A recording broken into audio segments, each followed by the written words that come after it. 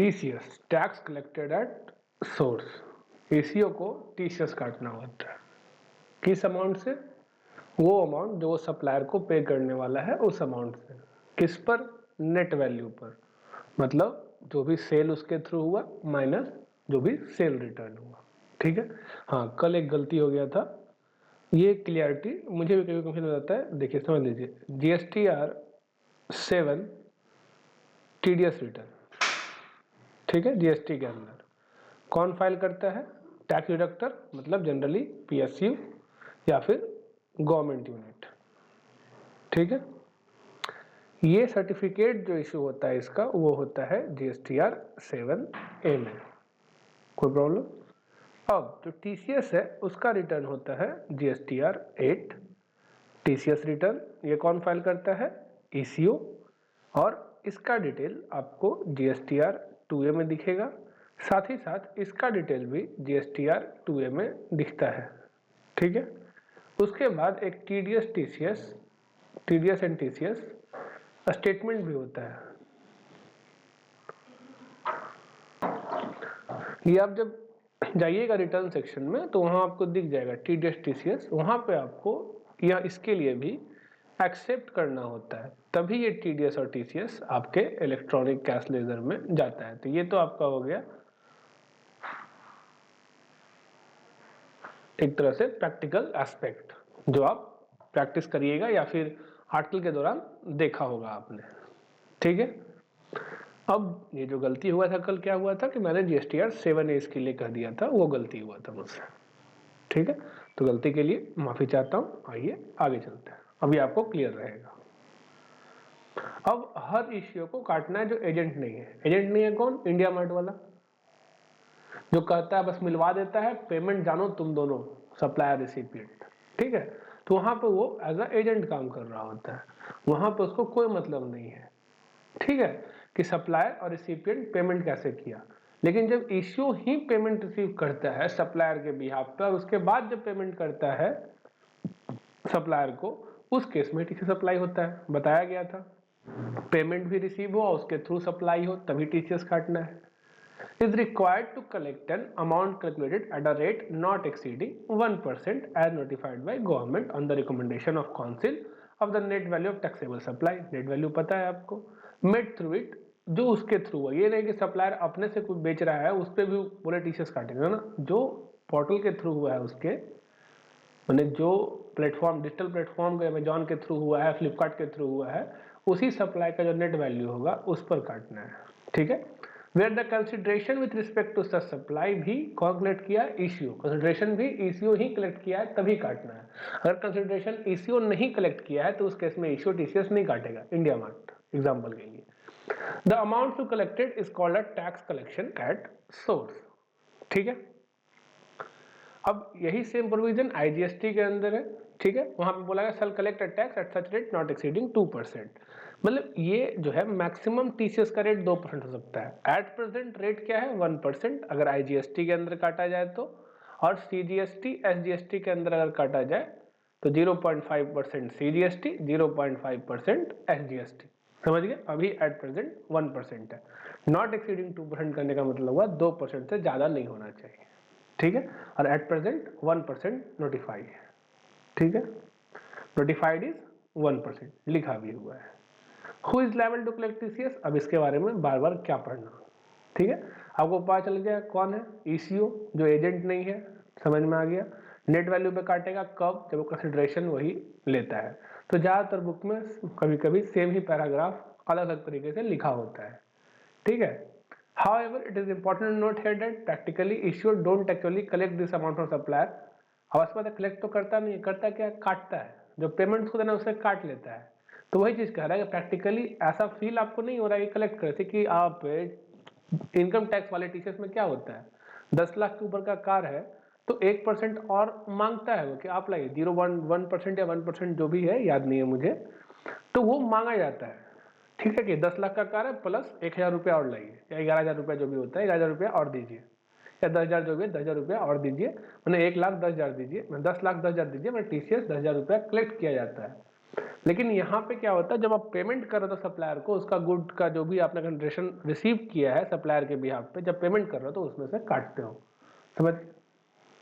They simply retain the TCS amount and their commission. Commission भी, commission तो basically हो गया क्या, ये सप्लाई हो गया, सप्लाई फॉर प्रोवाइडिंग स्पेस, ठीक है, स्पेस प्रोवाइड कर रहा है, for selling product digitally, for providing service digitally, ठीक है। तो वो जो कमीशन हुआ ये सप्लाई हो गया ईसीओ का, इस पे तो एज इट इज ईसीओ ही लायबल है टैक्स देने के लिए, प्लस 95 वाले सप्लाई में भी ईसीओ लायबल है टैक्स देने के लिए। काम करता।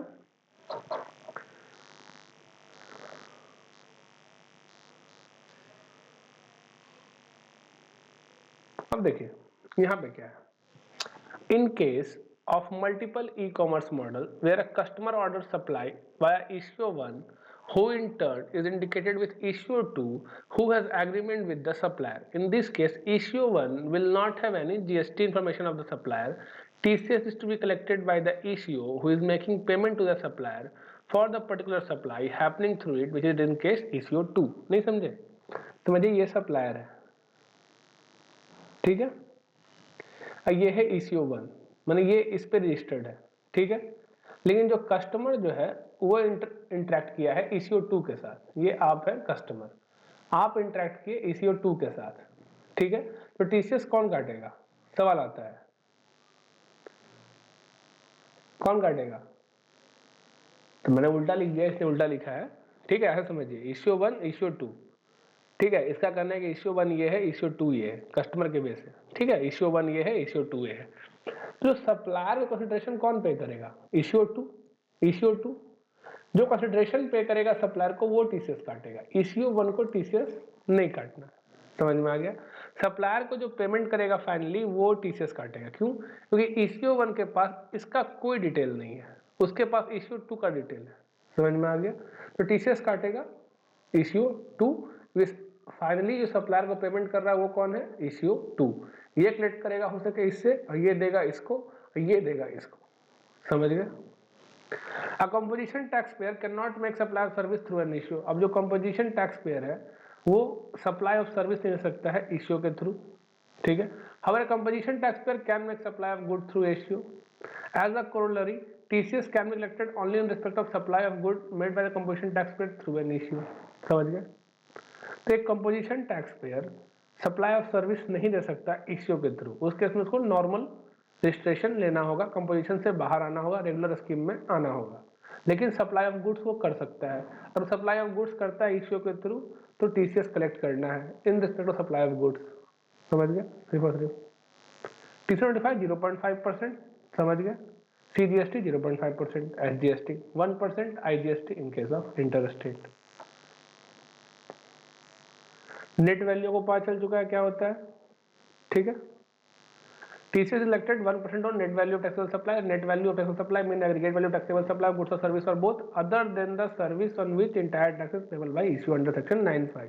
95 वही 4 सर्विस, ओयो, ओला या उबर, अर्बन और रेस्टोरेंट, ठीक है, जोमेटो, ठीक है। इन चारों का केस में बताया था मैंने आपको।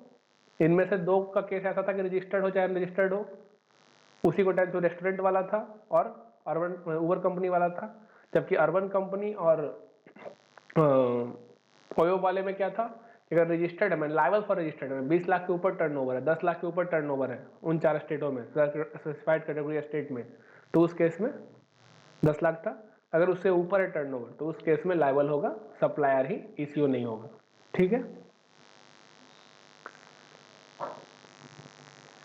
By all registered persons through such issue reduced by aggregate value taxable supply returned to the supplier during the said month। ठीक है, रिटर्न को माइनस करके। It is important to note that the value of net taxable supply is calculated at GSTN level on a monthly basis। Further value of only taxable supply is to be taken। मैंने आप exempt supply ले लीजिएगा, exempt supply बाहर हो गया, non GST supply बाहर हो गया, नॉन टैक्सेबल सप्लाई बाहर हो गया, समझ में आ गया। Moreover, an issue is required to collect tax only on net value of taxable supply made through it। In other words, value of supply which are returned are to be adjusted from the net value taxable supply made by each supplier। This is just a return of good made by customer to issue, which is very common feature of said business। Sometimes sale return is more than sales, however negative amount cannot be declared। हो सकता है ना cell return ज्यादा हो cell से, कैसे हो सकता है, सवाल आता है, समझिए। इस महीने में 100 रुपए का सामान बेचा, ठीक है, कौन सा महीना था, नवंबर का महीना बीत चुका, नवंबर में 100 रुपए का सामान बेचा इश्यू के थ्रू, रिटर्न नहीं हुआ, ठीक है, तो 100 रुपया पे 1% मैंने 1 रुपया काट लिया गया टीसीएस। लेकिन दिसंबर के महीने में क्या हुआ कि 20 रुपए का सामान वापस कर दिया किसी इंसान ने, ठीक है। अब यहाँ पे नेगेटिव हो जाएगा, क्यों, क्योंकि यहाँ पर नवंबर के महीने में जब कैलकुलेट किया गया नेट वैल्यू ऑफ सप्लाई, तो वहां पर जो 100 रुपया है वो रिटर्न था नहीं, लेकिन दिसंबर के महीने में 20 रुपए का रिटर्न हो गया, तो वही बोल रहा है sale return is more than sale, तो दिसंबर के पीरियड में ज्यादा हो गया, हो गया 10 रुपए का खाली सेल हुआ इस महीने में, तो 10 - 20 -10। However, negative amount cannot be declared. There will be no impact in next tax period also. In other words, if return are more than supply made during any tax period, the same would be ignored in current as well as future tax. समझिए, समझ गए? तो उस case में TCS नहीं कटेगा, अब ऐसा टीसीएस नहीं कटना है, कोई देना तो है नहीं, सेल रिटर्न हो गया है, समझ गए?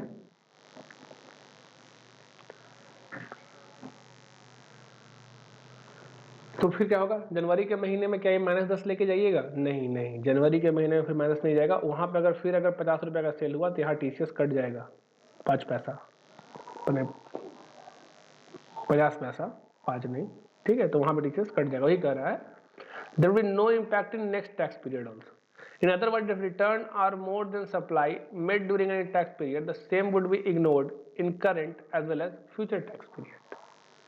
तो यहाँ पे इग्नोर कर देना है, यहाँ पे समझ में आ गया, कोई दिक्कत?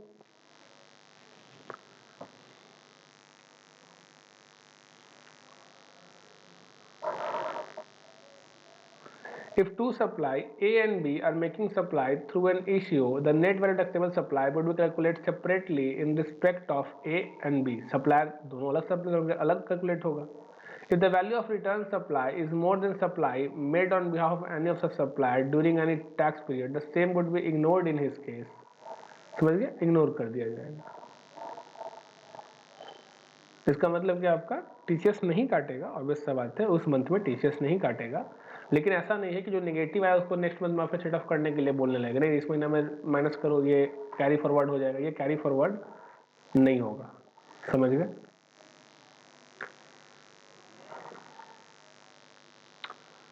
अब वही बताया, aggregate value of taxable supply minus tax return other than notified 95 में तो इसी को ही पे करना है टैक्स, ठीक है। Since TCS is to be collected on net value of taxable supply made through it, TCS is not required to be collected on exempt supply. अब इसके बाद exempt supply पे TCS नहीं काटना है। TCS is not required to be collected on supply on which the recipient is required to pay tax on reverse charge basis. TCS वहाँ भी apply नहीं होगा जहाँ पर recipient को टैक्स पे करना है, नहीं समझे? आप सप्लायर थे, ये अमेजॉन था, इससे आपने गुड्स बेचा इस रिसिपिएंट को, यहाँ पे टैक्स देने का जो लायबिलिटी था जीएसटी देने का वो इसका था आरसीएम के अंदर, तो इस केस में भी टीसीएस नहीं काटना है, ठीक है। क्यों? क्योंकि इसका कोई लायबिलिटी नहीं है, तो सरकार क्या करेगा जान के, नहीं समझे? सरकार को टीसीएस क्यों लाना पड़ा? सरकार जानना चाह रहा था कि 2000 करोड़ का अमेजॉन ने एक महीने में सेल किया, तो इस 2000 करोड़ में अमेजॉन का अपना सेल कितना था, तो बोला 20 करोड़, तो बाकी 1980 करोड़ सेल किसका किसका था, तब ना उसे टैक्स वसूले। लेकिन जब इस 1980 में मान लेते हैं 80 करोड़ का सप्लाई ऐसा था जिसके लिए रिसिपिएंट लायबल था, तो सरकार को इससे टैक्स वसूलना नहीं है, तो इस पर टीसीएस क्यों कटवाएगा? सरकार को टैक्स इस पे इससे वसूलना है, तो जब सप्लायर बताएगा कि इतना सप्लाई आरसीएम में किए हैं तो इससे वसूल लेगा। ये तो बस एक रिपोर्टिंग मैकेनिज्म है, टीसीएस या टीडीएस सिर्फ एक रिपोर्टिंग मैकेनिज्म होता है। सरकार को जानना होता है कि इस इंसान ने कितना रुपया कमाया, तो उस पर टैक्स दिया कि नहीं, उस पर जीएसटी जमा किया कि नहीं, इनकम टैक्स में होता है इनकम टैक्स जमा किया कि नहीं, सरकार को जानना है बेसिकली, इसलिए कहता है टीडीएस काट के दो तो तुमको डिसअलाउ कर देंगे या उसको ऐसे कर देंगे, ठीक है। तो ये चीज जानना है किसको, सरकार को। तो जब 1980 करोड़ में 80 करोड़ का भागीदार ये है टैक्स पे करने के लिए, तो इसको क्यों परेशान करें? तो 1900 करोड़ पे बस टीसीएस कटेगा, और अमेजॉन बताया कि इसका है 1900 करोड़, समझ में आ गया? तो TCS is not liable to be collected on import of goods और सर्विस, और वैसे बात है इंपोर्ट ऑफ गुड है, इंपोर्ट ऑफ सर्विस उसमें भी नहीं कटेगा। TCS is not liable to be collected on import of service since these are the supplies on which the recipient is required to pay the tax. और वैसे बात है import of service पे liable कौन होता है, बताया, याद होगा तो पढ़िए, ध्यान होगा। If the supplier of service is located in non-taxable territory and recipient of service located in taxable territory, the person who liable to pay tax is the person who is in a taxable territory. ठीक है, तो वही चीज है, तो RCM में ही cover था. ठीक है. As far as the import of good is concerned, since same would fall within domain of custom act, it would be outside the purview of TCS. Obviously मतलब कस्टम का पार्ट है import, तो वहां से पता चल ही जाएगा ना, वहां से पता चल ही जाएगा. टीसीएस का मैकेनिज्म था क्यों, पता करने के लिए. जब वहां से पता चल ही जाएगा हमें कस्टम वाले से कि हाँ ये इतना इंपोर्ट किया गया, देखो इंपोर्ट ऑफ गुड्स का डिटेल चढ़ा दिए, जाके देखो उसके जीएसटी पे दिख रहा है. ठीक है, तो जहां पता चल ही जाएगा तो वहां पर टीसीएस क्यों काटे. ठीक है. अब ऐसे भी इंपोर्ट क्या हुआ, इनवर्ट सप्लाई हुआ, आउटवर्ड तो हुआ नहीं. समझ गए. तो इंपोर्ट क्या हुआ, इनवर्ट सप्लाई है ना, आउटवर्ड तो है नहीं. तो टीसीएस का मतलब ही क्या है. सप्लायर ने यहाँ पर अगर बाय द वे हमने इंपोर्ट किया ईसीओ के थ्रू, ठीक है, तो हम तो रिसिपिएंट है ना, हम तो रिसिपिएंट है. सप्लायर तो कहीं बाहर विदेश में होगा. ठीक है. अब कहा था ईसीओ जब सप्लायर के बिहाफ पे कलेक्ट करेगा तब टीसीएस काटेगा. तो ये तो बंदा बाहर का है, इस पे काटना क्यों टीसीएस. ठीक है, एक्सपोर्टर वाला. लेकिन हमारे ऊपर मतलब हमको कुछ पे थोड़े करेगा, ये हमसे ही पैसा लेगा इसको देने के लिए. समझ गया. आई बेसिक टीसीएस का कॉन्सेप्ट क्या था कि कंसिडरेशन सप्लायर को पे करेगा, अपने रिसीव करेगा, उसके बिहाफ पे फिर उसको पे करेगा, तब काटेगा. तो यहाँ तो सप्लायर को, ये सप्लायर बाहर का है. समझ गया. शिक्षा book depot is selling book through an issue Jajamon Limited. Books are exempted, zero tax good. As per section 52(1), TCS is to be collected on net value taxable supply made through issue. When the supply itself is not taxable, the question TCS does not arise. ठीक है. Net value of taxable supply पे TCS काटना है, क्योंकि जो book बेचा है वो एग्जम्प्टेड है, तो अब ऐसा बात है उस पर टीसीएस अराइज नहीं होता. ठीक है. अब कौन सा स्टेटमेंट फाइल करना है टीसीओ को, सबसे तो रजिस्ट्रेशन लेना पड़ेगा उसको एज अ टैक्स कलेक्टर. ठीक है. फॉर्म जीएसटीआर रेट उसको भरना होता है. अब ऐसा बात है 10 तारीख. ठीक है. जैसे वहां था 10 तारीख टीडीएस में, यहाँ भी 10 ही तारीख होगा. टेंशन मत लीजिए. देखिए क्या हो रहा है, टेबल 3, टेबल 4, टेबल 5, टेबल 6 और 7 ऐसा रहता है वहाँ पर. ठीक है. टेबल 3 में बताते हैं कौन सा डिटेल है जहाँ टीसीएस अट्रैक्ट हुआ. टेबल 4 अमेंडमेंट के लिए है. Table 5 interest. ठीक है, अगर लेट जमा किया टीसीएस तो. और टेबल 6 और 7 पेमेंट करना है, टीसीएस जमा किया हमने. ठीक है. 10 तारीख अगले महीना को जीएसटीआर रेट फाइल होता है, नो डाउट. ठीक है. जैसे अगर टीसीएस कलेक्ट हुआ जुलाई के महीने के लिए तो फाइल होगा 10 अगस्त को. अब ये टीसीएस अवेलेबल होगा कौन पोर्टल पर, जीएसटीआर 2A में. ठीक है. और टीडीएस टीसीएस स्टेटमेंट में भी वहां जाकर देख सकते हो, वहां एक्सेप्ट करना होता है. बिना एक्सेप्ट किए आपको नहीं मिलेगा, एक्सेप्ट करना पड़ेगा जाकर वहां. ठीक है. अभी समय मिलेगा तो दिखा दूंगा कैसे वो कहाँ रहता है, कहाँ से एक्सेप्ट होता है. The amount of TCS shall be credited to electronic cash ledger. पता है टीसीएस चाहे टीडीएस इलेक्ट्रॉनिक कैश लेजर में ही जाता है एक्सेप्ट करने के बाद. एक्सेप्ट करने के बाद नहीं जाएगा. The respective tax rate in which TCS amount would be was deposited by issue. The said credit can be used at time of charge of tax liability by the actual supplier. Supplier is not able to use the amount lying in the said cash ledger. The actual supplier may claim refund. अब अगर अवश्य बात है, access वाले electronic cash ledger can be taken as refund. ठीक है. Refund chapter आएगा तो वहाँ पढ़िएगा भी आप. अब जीएसटीआर रेट में कुछ गलती हो गया तो, अगर if after submission of GSTR eight the issuer discover a discrepancy, ठीक है, there on is own not being the result of scrutiny audit और इंस्पेक्शन के कारण नहीं, अपने उसको पता चल गया, वो रेक्टिफाई कर सकता है. Such discrepancy in GSTR eight to be filed for the month during which such discrepancy is notice subject to a payment of interest under section 50. कर सकता है, रेक्टिफिकेशन कर सकता है. ठीक है. Rectification is not allowed after 30 नवंबर, पर 30 नवंबर following year के. ठीक है. By the way 23-24 financial year में कुछ गलती हुआ था तो मैं उसे 30 नवंबर 2024 तक सही कर सकता हूँ. ठीक है. इसके बाद सही नहीं कर पाऊंगा एज अ इश्यू. ठीक है. या फिर actual date of filing of annual statement. Actual date ध्यान रखिएगा, एक्चुअल डेट इसका जीएसटीआर 9B होता है. ठीक है. इसके एनुअल रिटर्न को जीएसटीआर 9B कहा जाता है. समझ गए. तो एक्चुअल डेट, ऐसा तो ड्यू डेट तो 31 दिसंबर है. ठीक है. 31 दिसंबर 2024 होगा. इस साल के लिए। लेकिन एक्चुअल डेट हो सकता है मैं पहले फाइल कर 30 नवंबर पहले फाइल कर दिया तो वो डेट हो जाएगा, अगर 30 नवंबर के बाद फाइल किया 30 नवंबर तक ही सही कर सकता हूँ। ठीक है, तो 30 नवंबर या फिर एक्चुअल डेट, समझ गए। हो सकता है कि मैं इसे 10 नवंबर को फाइल कर दूं तो 10 नवंबर तक ही मैं सही कर सकता था डिस्क्रिपेंसी। ठीक है, लेट फी क्या है जीएसटी रेट का डिले फाइलिंग के लिए, तो बोला है कि 200 रुपया, 100 रुपये अंडर सीजीएसटी, 100 रुपये under SGST for every day during which will continue. मैंने 10 तारीख के बाद अगर 11 तारीख हो गया 200 रुपये लग जाएगा, 12 हो गया 400 रुपये लग जाएगा, 13 हो गया 500 रुपये लग जाएगा, सॉरी 13 हो गया 600 रुपये लग जाएगा, मेरे डेली का 200 रुपया। ठीक है, मैक्सिमम 10,000। ठीक है, कितना ही बढ़ेगा तो मैंने 14 हो गया, ठीक है, तो 800 हो गया, 15 हो गया तो 1000 हो गया, ऐसे ही करते करते मैक्सिमम 10,000। तो 10,000 भागे 200 करोगे तो दिन आएगा लगता है 50। ठीक है, दिन आएगा 50 दिन के बाद लेट फी लगना रुक जाएगा। ठीक है, तो मैक्सिमम 10,000 रुपये लेट फी लगेगा, विच एवर इज लोअर, मतलब 200 रुपया पर डे, मैक्सिमम 10,000। या फिर तुम एग्जाम में निकाल रहे हो तो number of days delay into 200 और rupee 10,000 whichever is higher. समझ में आ गया।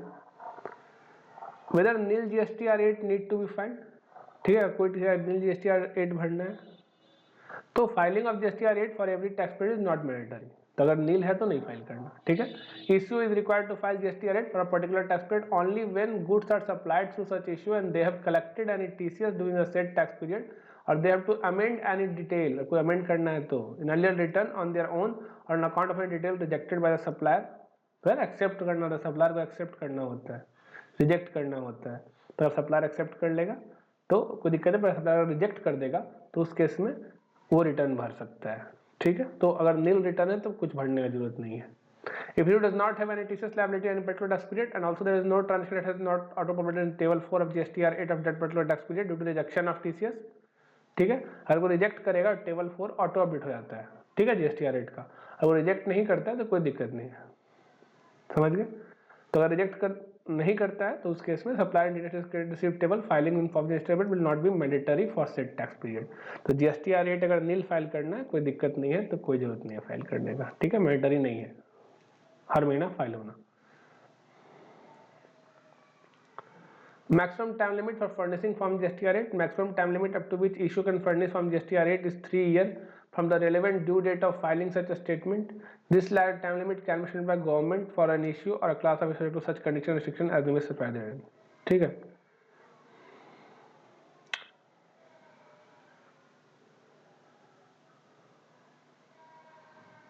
अच्छा, आपके पास मैक्सिमम टाइम लिमिट किसी पीरियड का, किसी भी पीरियड का जीएसटीआर रेट फाइल करने का वो 3 साल है। ठीक है, from relevant due date of filing में 10 तारीख जो होता है ना वहां से 3 साल तक है, आप उसको फाइल कर सकते हो। Which annual statement is GSTR 9B, obvious सा बात है, जीएसटीआर 9B होता है, 9 होता है। ठीक है, 9 तो अपना नॉर्मल केस हो गया, 9B कौन सा हो गया, इनका टीसीएस वाले का। ठीक है, उसका डेट क्या है 31 दिसंबर। समझ गए। इंटरेस्ट क्या होगा, ठीक है, अगर interest is the applicable omission as well in case of indirect particular notice in case of non collection of TCS, interest is applicable in the case of omission for penalty under section 122 would also be liable.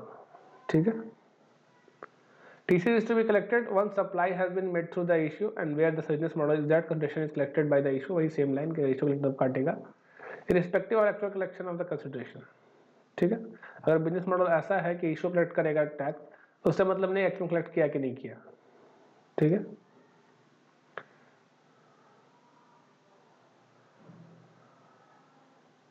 if the supply has taken place through the issue on 30 October but the consideration for the same has been collected in month of November, then TCS supply has to be collected and reported in a statement for the month of October।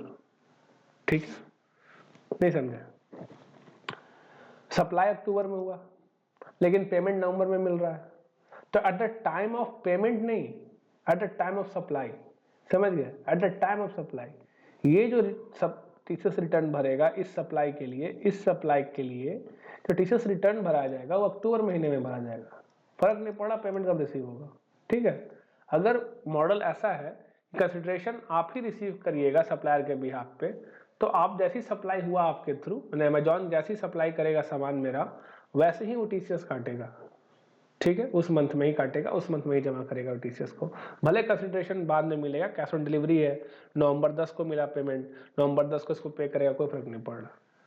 उसी return जो जाएगा उस supply का वो अक्टूबर में ही चलाएगा। ठीक है, जब सप्लाई हुआ, समझ गया। अब authority not below the rank of deputy commissioner जो है वो सर्व कर सकता है notice requiring issue detail furnish करो। ठीक है, सप्लाई ऑफ गुड्स और सर्विस और both as well as stock of goods held by the supplier. ठीक है, मैंने सप्लायर ने क्या गुड्स बेचा, क्या सर्विस बेचा और क्या स्टॉक होल्ड करता है गुड्स का, इसके बारे में डिटेल पूछ सकता है। ठीक है, कौन? Deputy commissioner. तो वही लिखा हुआ है, समझ गए। अगर इश्यू नहीं डिटेल प्रोवाइड करेगा तो 25,000 का पेनल्टी है उस पर, जनरल पेनल्टी, समझ गए। Higher beside being liable penal मतलब 122 में पेनल्टी लगेगा ही लगेगा, उसके साथ ऑल्सो 25,000 का जनरल पेनल्टी भी लगेगा, समझ गए। अब पहले पढ़ चुका है कि टीसीएस का पेमेंट आईटीसी से नहीं होगा। ठीक है, मैंने इलेक्ट्रॉनिक कैश लेजर से नहीं होगा, किससे होगा? इलेक्ट्रॉनिक कैश लेजर से होगा, समझ गए। निष्पक्ष associate is a supplier selling its own product. अब अपना प्रोडक्ट बेच रहा है तो यहाँ तो इश्यू वाला टीसीएस का कंडीशन अप्लाई ही नहीं होगा। ठीक है, direct for electronic commerce operator ना, इलेक्ट्रॉनिक कॉमर्स ऑपरेटर कौन है? जो स्पेस प्रोवाइड करता है, डिजिटल प्लेटफॉर्म प्रोवाइड करता है। इस केस में निष्पक्ष एसोसिएट जो अपना प्रोडक्ट अपने वेबसाइट से बेच रहा हो। ठीक है, selling in own product through a website hosted by, website उसका अपना है, वही उसका मालिक है, किसी को जगह नहीं दे रहा, डिजिटल प्लेटफॉर्म प्रोवाइड नहीं कर रहा, तो उस केस में वो कॉमर्स ऑपरेटर नहीं है। तो आप कैसे आंसर दीजिएगा? इलेक्ट्रॉनिक कॉमर्स ऑपरेटर के डिफिनेशन के हिसाब से क्या होगा? TCS is required to be collected on the net value of taxable supply made through it by other supplier, where the consideration is to be collected by issue. In case where someone is selling their own product through a website, there is no requirement to collect TCS. ठीक है, तो TCS collect नहीं करना, मैंने अपना ही सामान अपने से बेच रहे इसके लिए। लेकिन अगर पूछा इलेक्ट्रॉनिक कॉमर्स ऑपरेटर है कि नहीं, तो हाँ वो है। ठीक है, थोड़ा गलती हो गया था, इलेक्ट्रॉनिक कॉमर्स ऑपरेटर तो है, TCS नहीं काटेगा। ठीक है, एक वहां पे था ओन मैनेज और प्रोवाइड था ना, ओन मैनेज और जो भी था, 3 चीज था। तो अगर ओन यहाँ पे ओन आ गया, ओन कर रहा है, ठीक है, इलेक्ट्रॉनिक प्लेटफॉर्म ओन कर रहा है, तो ईसीओ तो है लेकिन टीसीएस नहीं काटेगा क्योंकि अपना ही वेबसाइट यूज कर रहा है। ठीक है, if Sitcom technology limited purchase good from different vendor and there after sell them on its own website और इट्स ओन बिलिंग, टीसीएस नहीं रिक्वायर्ड है। फिर अगर अपना वेबसाइट जब तक यूज करेगा टीसीएस अप्लीकेबल नहीं होगा। क्या ई कॉमर्स ऑपरेटर है? हाँ ई कॉमर्स ऑपरेटर है। क्या टीसीएस काटेगा? नहीं, टीसीएस नहीं काटेगा। क्यों? तो यार अपना गुड्स बेच रहे हो, सरकार को तब जानना है ना तुम अपना गुड्स नहीं बेच रहे। जब अपना में तो पता है तुम्हारे अकाउंट में जो 10 करोड़ रुपया हो तुम्हारा ही है, दूसरा का सामान समझ हो जानना है कि हाँ दूसरा का है, 10 करोड़ में 5 करोड़ किसी और इंसान का है, समझ गया।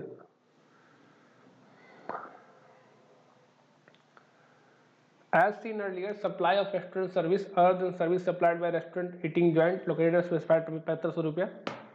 ठीक है, circular number this clarify the following issue जो आया था। क्या इशू आया था भाई? Issue not to collect TCS in restaurant service so notified, issue will no longer. अब इससे बात है टीसीएस कलेक्ट नहीं करेगा। क्यों करेगा? जब इसी को पे करना है, इश्यू को ही पे करना है, तो समझ गए। Issue not required to take separate registration for paying tax. अब इससे बात है इश्यू सेपरेशन नहीं लेना है इसके लिए। ठीक है, अगर रजिस्टर्ड है एज अ टैक्स कलेक्टर अपना कोई दिक्कत नहीं है, कोई अलग रिक्वायरमेंट नहीं, सेपरेशन लेना है आपको 95 के जाके बस टैक्स पे कर देना है, समझ गए। इश्यू टू पे restaurant supply through them by unregistered person. अगर कोई अनरजिस्टर्ड पर्सन है तो उसका इसमें इश्यू ही लाइबल है, ऑब्वियस बात है। चाहे रजिस्टर्ड हो चाहे अनरजिस्टर्ड हो, दोनों केस में कहा गया था कौन लाइबल है? इश्यू, जब तक कि रेस्टोरेंट स्पेसिफाइड लोकेशन में ना हो। ठीक है, aggregate turnover person supplying restaurant service through issue. ठीक है, क्या supply of restaurant service to be included in aggregate turnover of person supply restaurant service through issue? तो ऑब्वियस सा बात है, जब तक जो एग्रीगेट टर्नओवर का बात है तो इश्यू टर्नओवर तो है नहीं, किसका है? उस रेस्टोरेंट सर्विस प्रोवाइडर का है। तो ऑब्वियस का बात है जब एग्रीगेट टर्नओवर का बात आएगा तो aggregate turnover shall include the aggregate value of supply made by restaurant through issue, ठीक है। Accordingly, the threshold consideration or any other purpose in CGSTI, the person providing restaurant service through issue shall account for such service in his aggregate turnover. तो obvious सा बात ना, restaurant service दे कौन रहा है? Mister x दे रहा है issue के थ्रू, लायबल है टैक्स पे करने के लिए इश्यू, लेकिन वो सप्लाई किसका है? मिस्टर एक्स का। तो एग्रीगेट टर्नओवर किसका होगा? मिस्टर एक्स का। ये तो कॉमन सेंस है, ठीक। Restaurant service provide through issue not to invert supply for issue. अब ऐसा बात है ये इनवर्ट सप्लाई इश्यू का नहीं है, इश्यू बस सिर्फ और सिर्फ रेस्टोरेंट सर्विस प्रोवाइडर और आपके बीच में एक लिंक का काम कर रहा है, ठीक है। हाँ 9(5) के अंदर टैक्स ही पे कर रहा है, अलग बात है। इसका मतलब ये थोड़े कि इसको इनवर्ट सप्लाई मान लेगा अपने ही। सप्लाई तो इसको है, ये है सप्लाई इधर से जा रहा है, ये तो बस एक माध्यम है, ठीक है। ये सिर्फ माध्यम मात्र है, शरीर आपका सिर्फ माध्यम है, बाकी तो दिमाग सब कुछ करता है, ठीक है। Issue are not the recipient of restaurant service supplied through them since they are not input service to issue. These are not to be reported as inward supply liable to reverse charge in form GSTR 3B. Indeed, they are reported as outward taxable supply in GSTR 3B. ठीक है। Reversal of proportionate ITC और input goods and service not record by issue, ठीक है। Obvious सा बात है, आपको reversal भी नहीं करना अपने आईटीसी का, ऐसा नहीं सोचना रिवर्सल करना है। Issue provide their own service as an electronic platform and intermediary for which it would require input service on which issue avail input tax credit. The issue charge commission fee ATC for service it provide the ITC utilised by the issue for payment of GST service provided by issue on its own account, ठीक है। The situation in this regard remain unchanged even after issue is made liable to pay tax service. Issue would be eligible to ITC as before. तो issue अपना ITC जो उसका अपना ITC तो claim कर सकता है और उसका इस्तेमाल भी कर सकता है। किसके लिए? जो कमीशन चार्ज किया उस पर टैक्स पे करना है इश्यू को, तो क्या करेगा? अपना ITC जो है उसका इस्तेमाल करेगा उसको पे करने के लिए, ठीक है। उसको रिवर्स नहीं करना है, समझ गए। और कैश में पे करना अवश्य बात है, 9(5) के अंदर भी कैश से ही पे करना है, ठीक है।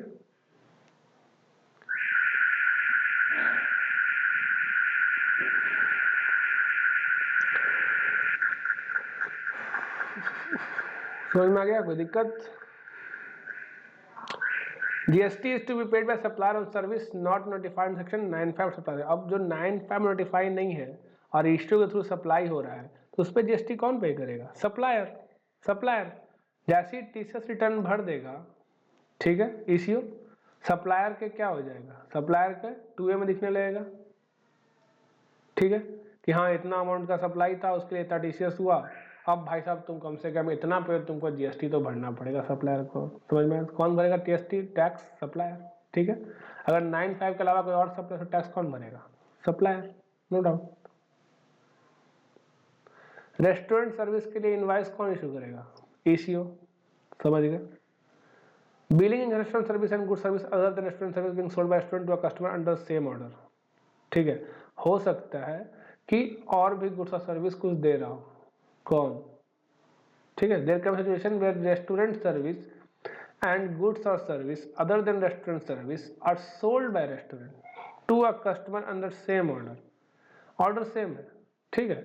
फूड डिलीवरी का ये, ठीक है। रेस्टोरेंट से फूड लेके जा रहा है पर बोल रहा है कि हम आपके लिए सामान भी डिलीवर कर सकते हैं। कोई सामान है? बोला हाँ, यहाँ से फूड लेके जा रहे हो, कोई सामान भी डिलीवर करना है, ठीक है। तो उस केस में इनवाइस कौन रेज करेगा? तो बोला कंसीडरिंग दैट लायबिलिटी टू पे GST on supply other than restaurant service through issue and other compliance under CGST Act including issuance of invoice to customer continue to lie with the respective supplier। तो अगर जहां तक खाने का बात है तब तक तो इश्यू ही लाइबल है सब कुछ करने के लिए, लेकिन खाने के अलावा कुछ और भेज रहा है तुम्हारे साथ, ठीक है, तो उस केस में या कुछ खाना नहीं कुछ और, जैसे कि जोमेटो भी सर्विस देता है और भी चीज़ों का, ठीक है, या फिर जोमेटो के सप्लायर भी कुछ और चीज़ों का सर्विस देता हो, जैसे कि कौन सा था यार, जो मैंने बोला था गुड्स डिलीवर, आपको मैंने आपके घर से आपके दोस्त के घर सामान नहीं पहुंचाएगा वो, ठीक है, तो वो अलग सर्विस हो गया। वहां पर तो एज इट इज जो पुराना प्रोविजन है वही सब, वहां 9(5) में कवर नहीं है, वो 9(5) में सिर्फ रेस्टोरेंट सर्विस कवर है।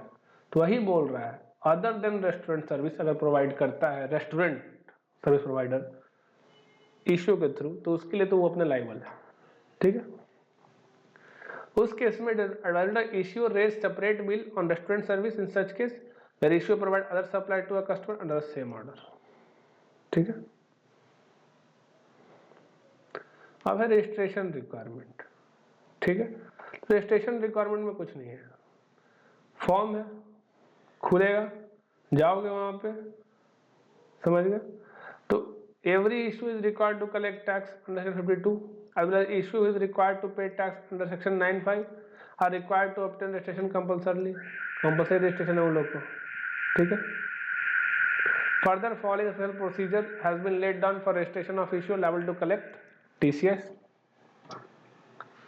अब a issue has to obtain separate registration for TCS, ठीक है। एक होता है जीएसटी का normal as a tax payer registration, तो ईसीओ एक रजिस्ट्रेशन तो एज अ टैक्स पेयर लेगा, समझ गए। ईसीओ एक registration as a tax payer लेगा, यहीं पे 9(5) शो होगा, ठीक है। 9(5) का सप्लाई इसी में शो होगा, तो टैक्स पेयर वाला रजिस्ट्रेशन होगा। उसके अलावा ईसीओ एक और रजिस्ट्रेशन लेगा एज अ टैक्स कलेक्टर, समझ गए। तो वही कह रहा है उसको सेपरेट रजिस्ट्रेशन लेना पड़ेगा फॉर टीसीएस, मतलब एज अ टैक्स कलेक्टर लेना पड़ेगा, और एक तो उसको ले ही रखा होगा एज अ टैक्स पेयर, समझ गए।